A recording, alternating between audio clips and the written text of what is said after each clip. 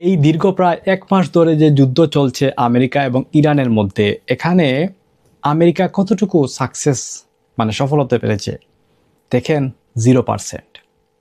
সরাসরি বলছি, কারণ হচ্ছে আমেরিকা যদি স্ট্রেট অফ হরমুজকে দখল না করতে পারে তাহলে তাদের সফলতা শূন্য থাকবে। আগামী যদি আরও 5 বছরও যুদ্ধ হয় ইরানের সাথে, তারপরে শূন্য থাকবে। দেখেন, ইরান এই স্ট্রেট অফ হরমুজ দখল করার কারণে অনেক দেশ কিন্তু তাকে লিয়াজু মারছে, তেল মারছে। তাকে বলছে, ভাই টাকা লাগলে টাকা নে, টোল লাগলে টোল নে, যাই নে না কেন, কিন্তু আমাদের দেশে যেন তেল যায়, এই স্ট্রেট অফ হরমুজ দিয়ে আমাদের দেশে যেন তেল যায়।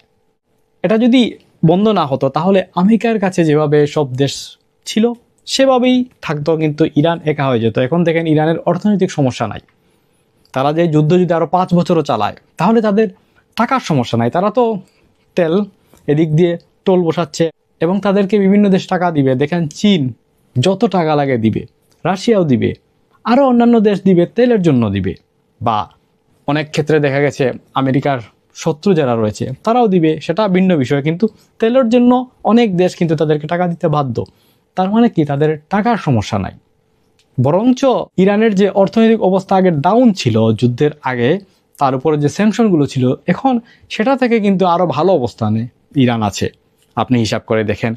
আর আমেরিকার দিকে দেখেন, আমেরিকার কারেন্সি বলেন, তাদের অর্থনীতি যাই বলেন না কেন, সব কিছু এখন একেবারে অবস্থা খুবই খারাপ, ডাউন হতে শুরু করেছে। এবং এভাবে যদি চলে, ট্রাম্প চাইবে যুদ্ধ যেন এর আগে একটা সমাধানে যায়, সে বড় ধরনের একটা স্টেপ অবশ্যই তাকে নিতে হবে। এইভাবে যে মিসাইল ছুঁড়ে ছুঁড়ে, আমি তোমার বাড়ি মারলাম, তুমি আমার বাড়িতে ছড়লে, এইভাবে ছুঁড়ে বেশি দিন ট্রাম্প সার্ভাইভ করতে পারবে না। কারণ তাকে সিদ্ধান্ত নিয়ে নিতে হবে সে কি করবে। তার ইলেকশন আছে সামনে, তার দেশের অর্থনৈতিক অবস্থা ডাউন হচ্ছে, তার দেশে মানুষ আস্তে আস্তে রাস্তায় নামতে শুরু করেছে, সোলজার মারা যাচ্ছে। তাকে সিদ্ধান্ত নিয়ে নিতে হবে। এখন সে সিদ্ধান্ত হয়তো যে গ্রাউন্ড যুদ্ধ সেটাতে নামতে পারে, কিন্তু তাকে এর আগে অবশ্যই তাকে স্টেট অফ হরমুজ তার কন্ট্রোলে নেওয়ার জন্য যে পদক্ষেপ নেওয়া যায় সেটি তাকে আগে করতে হবে।